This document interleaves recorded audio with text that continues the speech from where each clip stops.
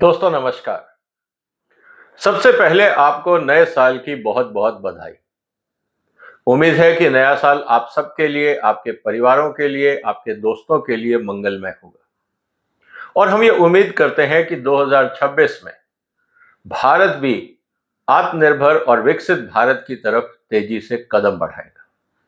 और आज हम इसी की चर्चा करेंगे कि अगर भारत को बहुत तेजी से आगे बढ़ना है और जिस तरह से अंतर्राष्ट्रीय स्थितियां हैं और भारत पे जो दबाव बढ़ रहा है, भारत के ऊपर और भारत की सरकार के ऊपर किस तरह की चुनौतियां 2026 में हमें देखने को मिल सकती है। इसीलिए वो 6 महत्वपूर्ण बातें क्या हैं जो 2026 में भारत सरकार और देश की जनता का ध्यान खींचेगी, उसकी आज हम चर्चा करेंगे। इसलिए निवेदन है कि इस वीडियो को अंत तक देखिएगा और इस वीडियो को शेयर करिए, चैनल को सब्सक्राइब कर लीजिए अगर अभी तक नहीं किया है, और इस चैनल को आप सपोर्ट भी कर सकते हैं अगर आप चाहें तो।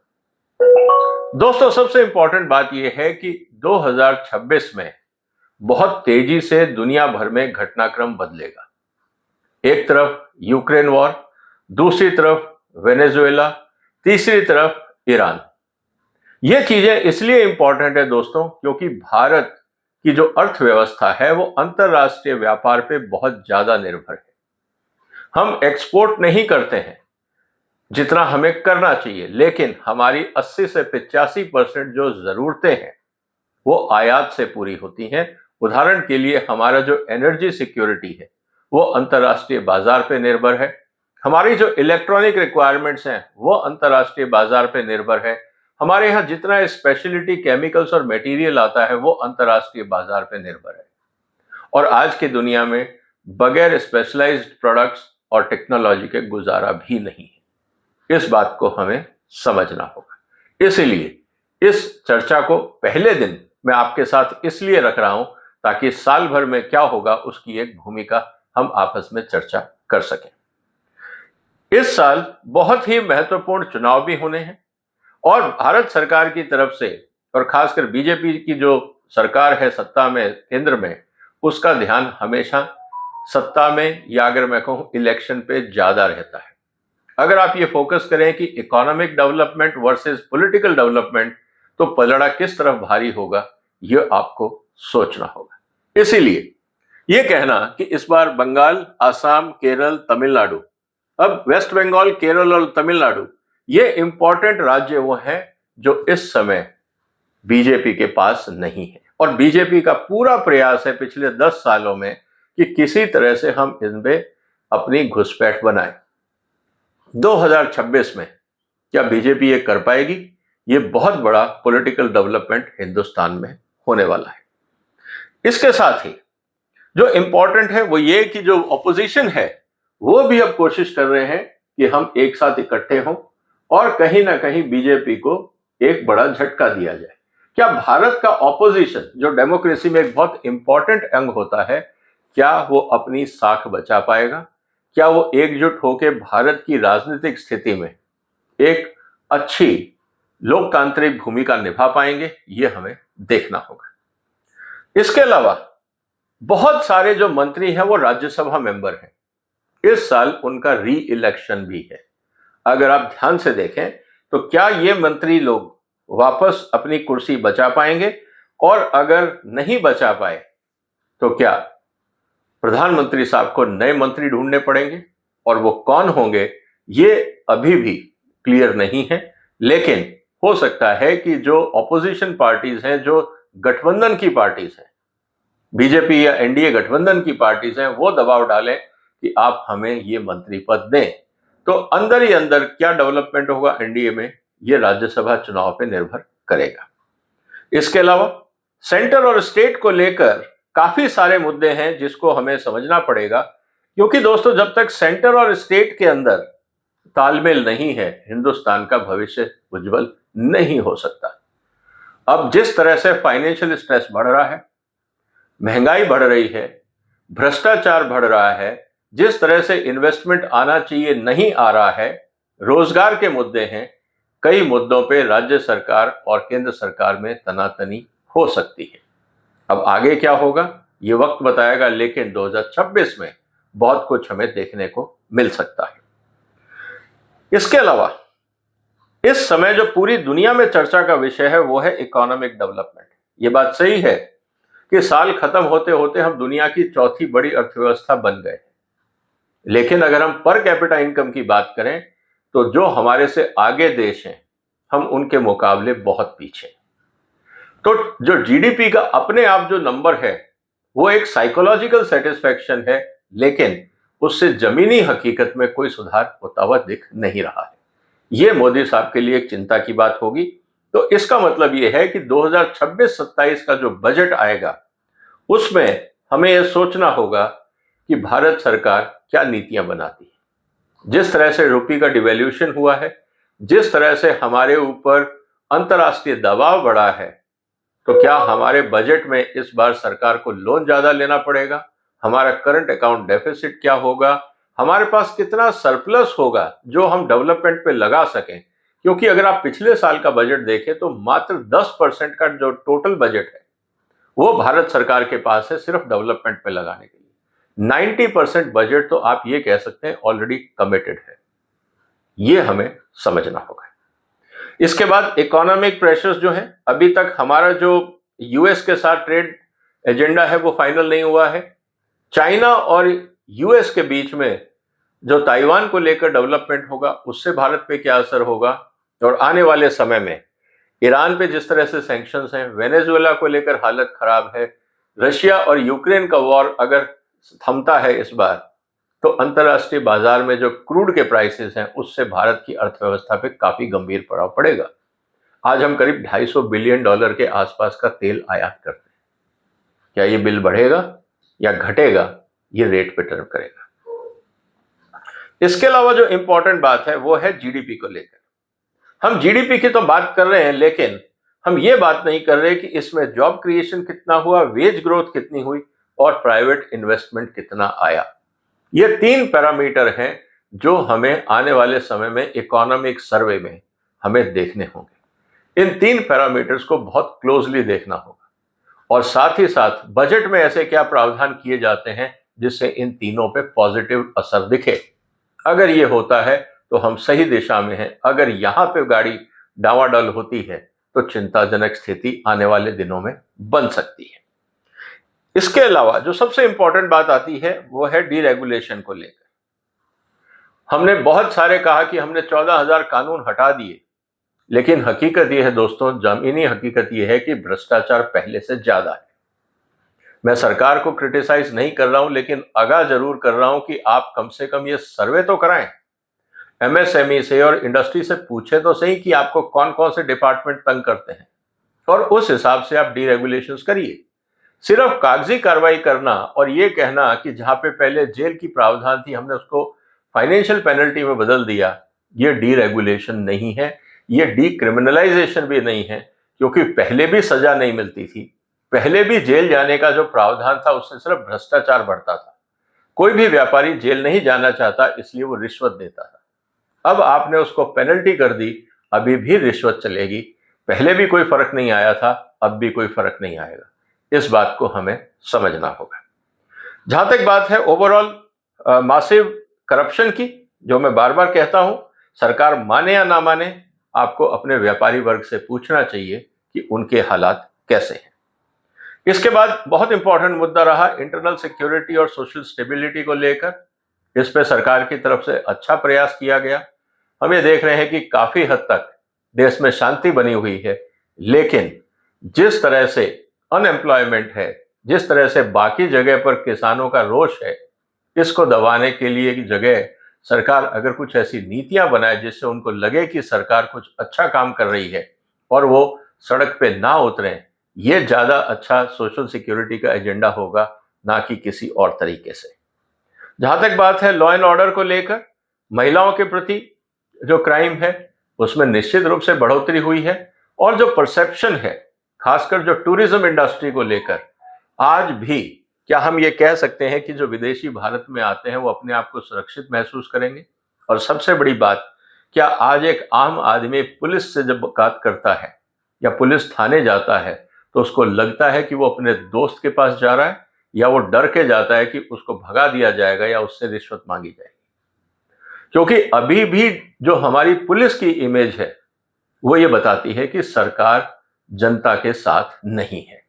तो जब तक पुलिस का बिहेवियर नहीं बदलेगा तब तक सरकार की छवि हमेशा डाउटफुल रहेगी, चाहे हम पॉलिटिकल स्पीच में कुछ भी बोलें। इस बात को हमें समझना होगा। रही बात कम्युनिटी रिलेशंस की और सोशल इंक्लूजन की, अरावली का मुद्दा अपने आप में एक बहुत बड़ा लैंडमार्क डेवलपमेंट है।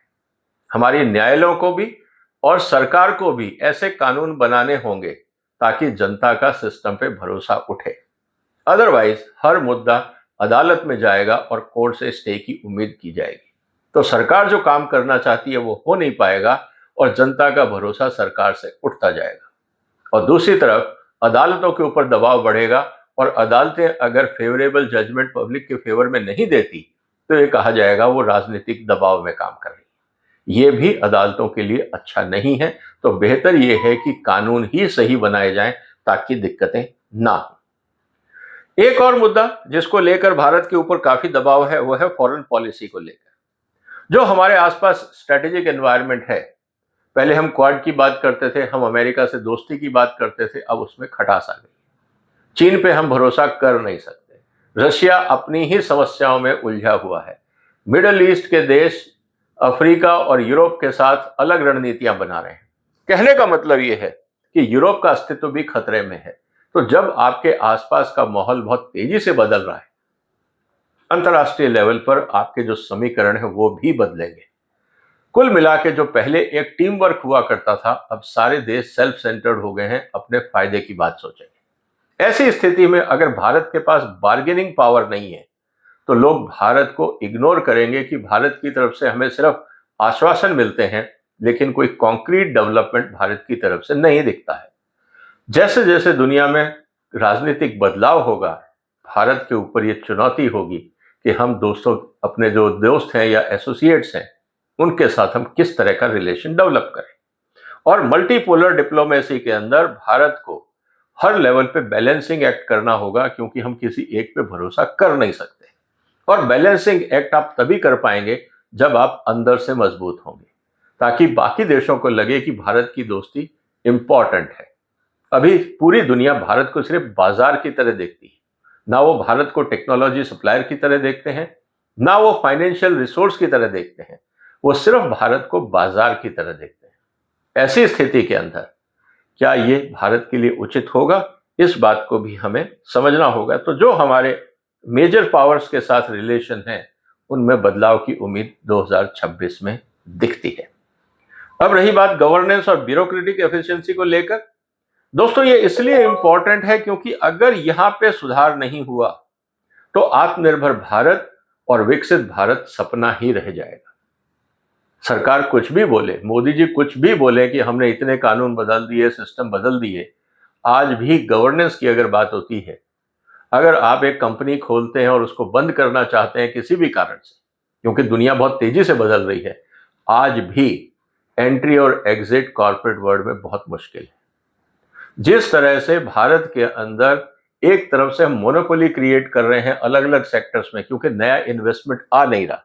अगर आप देखें 150 करोड़ के करीब इस देश की आबादी है, हमारे यहाँ पे कितनी कंपनियां हैं जो एयरलाइंस चलाती हैं, हमारे यहाँ कितनी कंपनीज हैं जो स्टील बनाती हैं, हमारे यहाँ कितनी कंपनीज हैं जो प्लास्टिक रिफाइनिंग करती हैं या केमिकल्स बनाती हैं, हमारे यहाँ कितनी कंपनीज हैं जो रिसर्च कर रही हैं, हमारे यहाँ कितनी कंपनीज हैं जो इनोवेशन में इन्वेस्ट कर रही हैं। अगर हम ध्यान से देखें, अगर हम उसका क्रिटिकल एनालिसिस करें तो स्थिति काफी गंभीर है।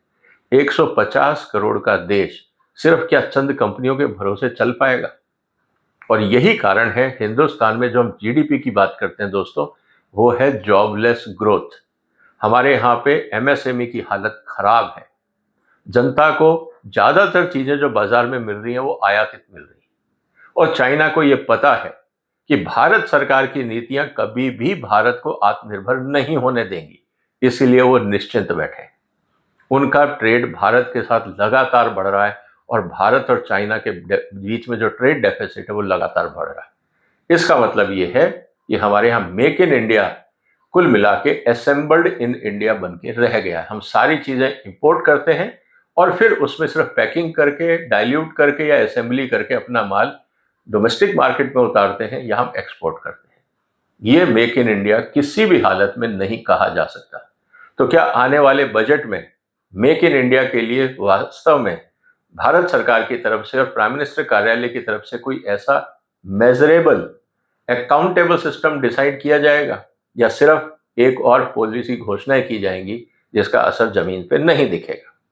इसके लिए हमें अपनी तरफ से स्ट्रक्चरल रिफॉर्म करने होंगे और जो जुडिशरी सिस्टम है उसको एफिशिएंट करना होगा। हम चाहते हैं भारत में आर्बिट्रेशन सिंगापुर की तरह सुदृढ़ हो, क्रेडिबल हो। जो हालात आज हैं उससे हो नहीं सकता। सिंगापुर की क्रेडिबिलिटी है क्योंकि वहां पे जो आर्बिट्रेटर है वो प्रोफेशनल्स हैं। हमारे यहाँ पे जो आर्बिट्रेशन है वो सिर्फ रिटायर्ड जुडिशरी का दूसरा रूप है। वही सीपीसी के गाइडलाइंस उसी तरीके से आर्बिट्रेशन में काम होता है जैसे अदालत में होता है। कहीं पे भी जनता को भरोसा आर्बिट्रेशन पे नहीं आ रहा है, इसीलिए आर्बिट्रेशन के बाद ज्यादातर मुद्दे फिर कोर्ट चले जाते हैं। हमें अपने आर्बिट्रेशन की सोच को बदलना होगा। आर्बिट्रेशन पोस्ट रिटायरमेंट बेनिफिट नहीं हो सकता। आर्बिट्रेशन में आपको जो कॉम्पिटेंट प्रोफेशनल्स हैं उनको आर्बिट्रेटर बनाना होगा ताकि जुडिशियल सिस्टम पे लोड कम हो और देश में प्रोफेशनलिज्म को बढ़ावा मिले। इस बात को समझना होगा। छठा और सबसे महत्वपूर्ण बात आता है सोशियो इकोनॉमिक इक्विटी। जब हम बात करते हैं सोशियो इकोनॉमिक इक्विटी, ये डायरेक्ट रिलेशन है जॉब क्रिएशन से। भारत सरकार के लिए सबसे बड़ी चुनौती है एम्प्लॉयमेंट क्रिएशन। जीडीपी अपने आप में कोई मायने नहीं रखता। अगर आप एम्प्लॉयमेंट क्रिएशन करेंगे तो जीडीपी भी बढ़ेगा, भारत सरकार का टैक्स भी बढ़ेगा, इन्वेस्टमेंट्स भी बढ़ेगा, हर जगह पे खुशहाली दिखेगी।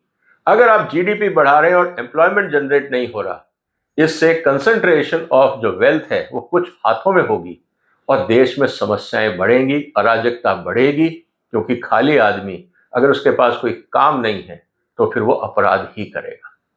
कहा जाता है ना, खाली दिमाग शैतान का घर। फिर वो शैतानियां करेगा, समाज में अपराध बढ़ेगा क्योंकि उसको मीनिंगफुल असाइनमेंट मिल नहीं रहे हैं।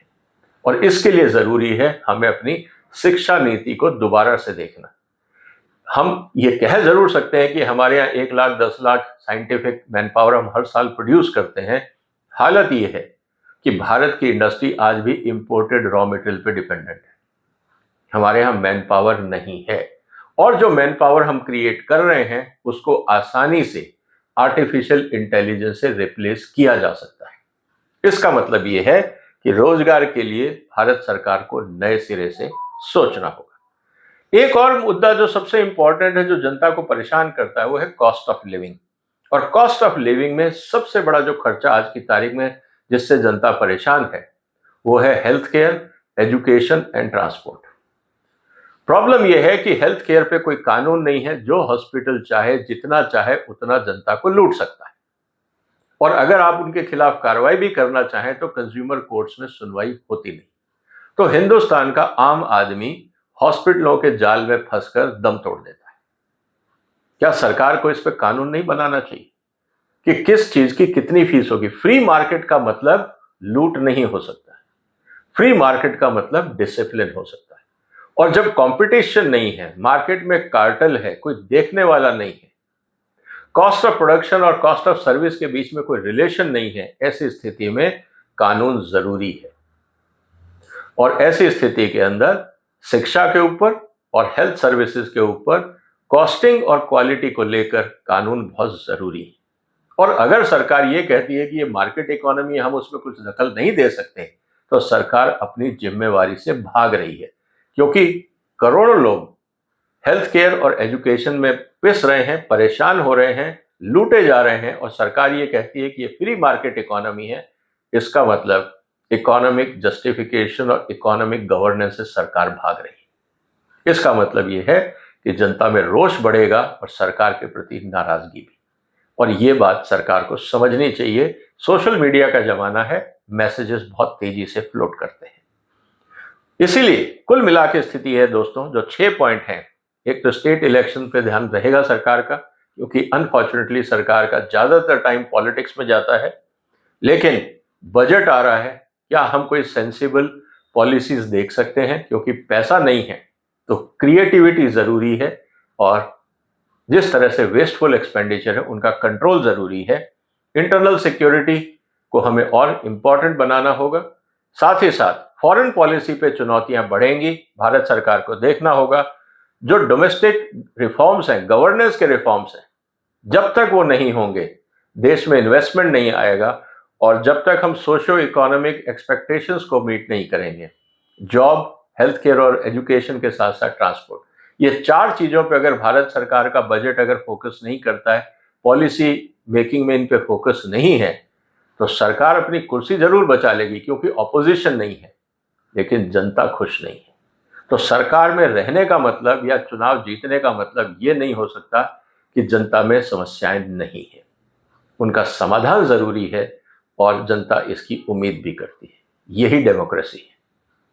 उम्मीद है दोस्तों आपके भी कुछ विचार होंगे। कमेंट बॉक्स में अपनी प्रायोरिटीज लिखिए, इस वीडियो को शेयर करिए, इस चैनल को सपोर्ट करिए, सब्सक्राइब करिए अगर अभी तक नहीं किया है तो। फिर मुलाकात होगी एक और महत्वपूर्ण मुद्दे के साथ। तब तक आप नए साल की तैयारी करिए, अपना मिशन क्लियर करिए, अपनी सेहत का ध्यान रखिए, परिवार का ध्यान रखिए, और 2026 आपके लिए मंगलमय हो, इस कामना के साथ फिलहाल मैं आपसे विदा लेता हूं। बहुत बहुत धन्यवाद। वंदे मातरम।